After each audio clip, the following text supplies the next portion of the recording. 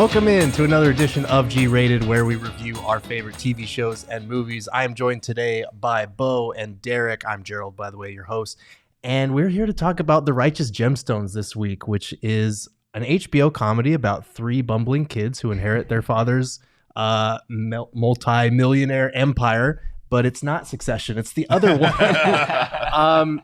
Guys, I'm assuming you've been watching from the start. Yes. But this is one of my favorite comedies on television right now because as someone who grew up religious and is still religious, like, it is funny to see the way it satirizes like these mega churches that just like soak money in from their congregation. And Danny McBride, I've been a fan of Danny McBride for years. Everything he touches, it feels like turns to gold. But what is it about this show that is so special to you guys? I mean, for Jody Hill and Danny McBride, I mean, it's another banger for them. They knocked it out of the park once again. They put their spin on, obviously a polarizing topic in evangelism and obviously religion and stuff like that. But, for them to give their eastbound and down, foot fist way, vice principal spin on it was unbelievable. And to show just the dark side of anything. If you go too far, if you deep dive and you get too fanatical on anything, it's going to come outrageous. And, we can get into the final season, the final episode, and when they finally tap into the father and kind of the John Goodman's role and what finally made him kind of accepting of his children, like it's ridiculous, right? But the entire ride, it's such an uneven thing because like I watched the first episode, I'm like, this is hilarious, and then I watched the second episode, I'm like, this is dark. I can't even show my wife this. And then it just goes through that the entire ride all the way to the bitter end. But just another fantastic vehicle for McBride and Jody Hill and so many stars emerged from this. Edi Patterson was fantastic. Absolutely. I mean, she was the all-star of all this. But I can't. I'm upset that it's over. I think that they did a good job in not going too long, but now I can't wait for the next Danny McBride project. Well, they got renewed for season 4 now. What? They renewed for I season 4. thought it was ending. And I thought so too because it felt like a season finale. That might have been one of my only complaints about this entire season is that it ended so perfectly. Yeah. Right? I mean, it ended in such a positive way that you were like, this really can't get any. I feel like it reached its climax as far as like the 3 seasons of the show, in this season, right? But going back to what you were saying makes it so special, and what you were saying, Danny McBride just continues to find a way to make terrible people so lovable, right? Like he does. You root for them, you think that they're terrible, but you still root for them. And like with this show, at times I had no idea where it was going because, to be honest, they make all of the Gemstone children so awful. And then they kind of reveal that their dad is also kind of awful. Right. And that this entire lineage of putting on this facade of this super uber religious family that, has this gigantic, evangelical church is like, it's such a perfect like frame for, some of these, big churches stuff we've heard, real life events and things like that, but ultimately they make everybody in the show, especially in this season, so like kind of good. Like you're terrible, but you're still like good in your heart, and you forgive the people that hurt you, and you they all showed the morals that they've been raised upon in the church, yet it had to like get through the sludge of the person that they are. Right. Their redeeming qualities at the end of the day wind up being kind of the relationships that they have with people that are outside their immediate family. Like with Danny McBride's character, it's with his wife. With Adam Devine's character, it's with Keith, his right-hand man, who finally they reveal that they're like in love, in love, like which is so funny because we all knew they were in love since the first time we saw them together, right? But I mean that's like part of it is this that sexual tension built for 4 seasons, and it was finally just a kiss on the mouth, and then you see Jesse, Danny McBride's character, he wants to like so make fun of his brother, but at the same time he's just kind of like. Right. Like approvingly nodding. Like, all right, he finally did it. We knew he was going to, but he finally did it. Yeah, no, that was great. And then with, we got to talk about the cast because you mentioned Danny McBride. You also mentioned Edi Patterson. And then like Adam Devine as Kelvin. Like I could sit there and listen to the siblings bicker for 30 minutes at a time. It's so natural for them, right? Right. Like, they're just like such whiners, and the way that they do it with that like Southern accent as well, like it's so funny. And I also have to give a shout out to Walton Goggins as Baby Billy because Goggins is incredible. Right. He's amazing. He's not my daddy. You ain't my daddy. Baby Billy's Bible bunkers. We were laughing about right after the episode where he comes in and he pushes the baby carriage just like in the room, like cruises across the room like it's a chair or something. Like he especially is so good at making the worst person on the show also like the most lovable. Like I talk mean, about lack of redeeming qualities. Yes. Like, you see him, but like Baby Billy he is just this scum of the earth. But he's always has a grift. Always always work, the hair, the angle. sunglasses. But he does. I have to say this for him. He does know how to churn out a banger or two. Like the songs that they have the songs do. are incredible. Yeah. The Payday one this season was fantastic. Yeah. But this cast is just completely stacked. And Tim Baltz as BJ, hilarious. Yeah. I'd BJ. never seen him before, and I was a fan the entire time. His entire this season was his best. It was his finest work, no doubt about it. As he's dealing with being heartbroken by Judy because she had this relationship while she was on tour. Yes. The fight, like with the fight scene, one of the more outrageous yes. fight scenes in the history of cinema or TV. A lot of dick in this show. There was more than I was expecting. Frontal male nudity. And when he walked in on him, I mean, we don't want to spoil anything, but I also don't know how to verbalize it without getting us pulled off YouTube. That was something. Yeah, it was pretty great. I think that especially Judy is incredible, but going back to what you're saying about them like bickering and the way that they are, like we all either are siblings like that or know siblings like that. Yes. And like if you are a sibling like that, you don't even know how siblings get along. Like that doesn't even make sense to you because this is how you interact. And I think that that's the thing that they've nailed so well. You go to the cast going back to vice principals, right? Yeah. And that's something that like this cast is becoming like a cast that kind of moves together now. And like they have their key players. And like you said, I can't wait to see the next show, and I hope it continues to include this cast. But like something they built on from vice principals really like came over here and was perfected. I felt like the Steve Zahn edition. I love everything that Steve Zahn's in. Yes, always have. What was the Wilderness movie he was in that was so good? Where he's like they go out and they film different things in the wilderness, and it's just absurd. It's got Justin Long. Yeah, I know what you're talking about. I can't think of the name. I mean, anything Steve Zahn's in, I think it's fantastic, and he was perfect for this role. Strange Wilderness. Yeah, Strange Wilderness. But I thought he was a good compliment and showed like the other side of going too far, right? And it was the opposite, the exact polar opposite of evangelicals. And then you get like how you've got these militia type people. You got a guest appearance by one of my favorite musicians, Sturgill Simpson. Right? Like it's nonstop. You just see kind of these under the radar, like really talented people that see what Danny McBride and Jody Hill are doing, and they just want to be a part of it. Like, was it Kristen Johnson, who I hadn't seen from Third Rock since Third Rock from the Sun? Yeah, no, she played her role fantastic, and it was also kind of funny that she came up out of nowhere, like she's been living in the woods for 100 years, because that's how it feels about seeing her for the first time. And then they've got Steven Dorff come in, and he takes over kind of the role that was played last season by kind of their rival, not the rival last season. Who was Eric it? Andre. Eric Andre. Andre. And I think they do so good and kind of really pinpointing those guys to play like their competition. Yeah, right? And how that relationship is, right? Like with Eric Andre, where he was kind of like a sleazy business partner, and like he was trying to take advantage of the Gemstones. But like you said, going back to Steve Zahn and that entire side of the family, the way they told, kind of that side of religion, right? Where there are these people that aren't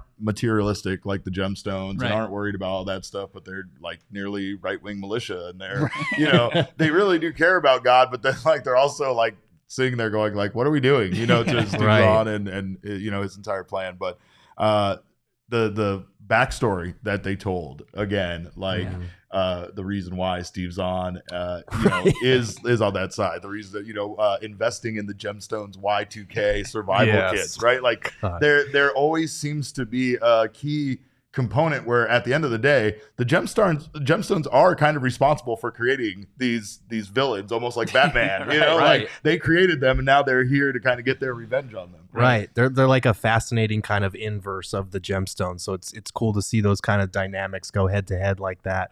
And I did, to your point, like I love the finale because it did feel, it had that air of like everything came together, everything was resolved and taken care of.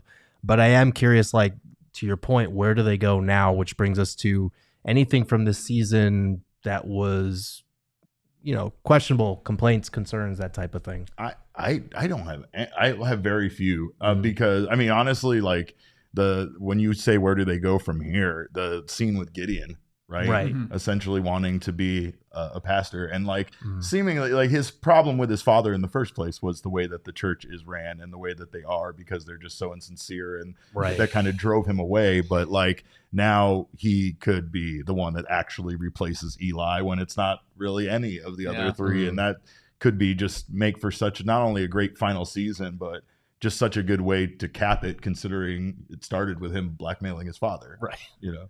Yeah, I forgot about going all the way back to season 1 with that, but his character arc is great, and I think he's a kind of underutilized performer throughout this series. Yeah. That's going to be interesting to see if they go to season 5. Yeah. I felt that way, by the way, this season. Like I was like, what are they doing with Gideon? Like he's kind of an awesome character. They just got to have him driving, but he saved the day, right? Yeah, the last 2 seasons, right? At least both seasons. But then hilarious how what I thought they were wrapping it up, but apparently not, where John Goodman's sitting there and he's in the new revamped, redone, you know, chambers for the 3 idiot children. And he's at like his wit's end and he's sitting in front of all 3 of them. And he's like, it's finally happening. He's kind of just has like a laugh. Right. Like, you guys are working. You guys did it. That's all I wanted. Like I can rest now. And I just thought that was just great imagery, just seeing him down before his 3 idiot kids that just like forced him into this. But it was I love this. I just I'm not invested in this show. Like I'll turn it on every week. I love it. It'll make me laugh all the time. Yeah.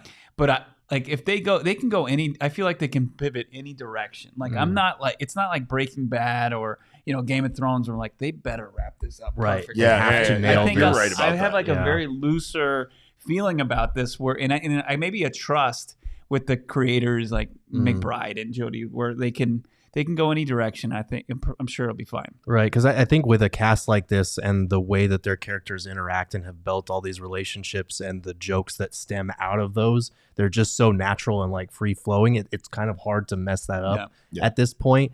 Because there were some things like this season that I was like, okay, that's kind of strange. Like the literal act of God in the finale. Yeah, the locusts. That kind of came out of nowhere. Even though they did sort of tease the one locust like earlier in the episode. It didn't impact the gemstone. No. It was like, why were they scot-free? Well, shouldn't it have just been a wake-up call to them? And it wasn't. It's right. Like, well, and I mean, they showed their heart caring for other people during that. And I think that was kind of what... It showed like, where their priorities lie in terms of like their family and whatnot. But it was... To this point, there hadn't, I don't think, been like supernatural acts of God that had happened. Right. And then we suddenly get one. It kind of came out of nowhere. Like the thing, I think it was one of the first episodes of the season. There was that teaser where May was chasing Amy Lee with the axe through like the fairgrounds. And that, I don't think they ever really answered why that was or what was happening there.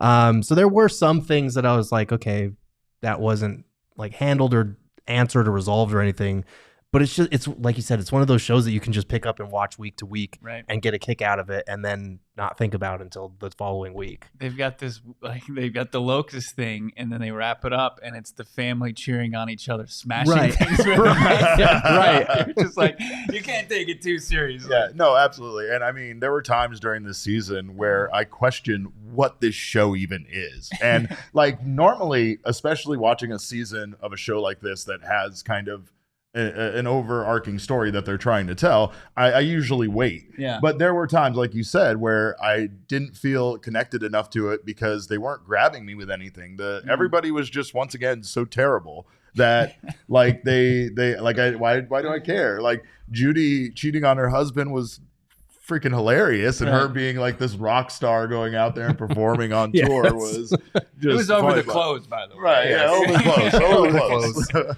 There are so many little moments like that, like the over the clothes, or when they were all holding hands at the table. Oh shit! Yeah, so funny. Yeah. But let's go. So knowing that this is not the final season, we are only going to give a score for this season of the series. But out of 10, what would you give season 3, Righteous Gemstones? I would say 7.5. Okay. Yeah. I mean, I'm not going to put it up there with like masterpiece, but it moves the chains. I watch it, every week, and I laugh my ass off more often than not. And like, that's really what it's about. Danny McBride and his one-liners and just his overall just body language it's kind of like, I don't know anybody who acts like that that can get me laughing just by doing a certain face or stance or something with their body. So like, I'm coming back for season 4. Mm-hmm. Yeah, I would have to agree completely. I'd give it an 8. Again, you're not.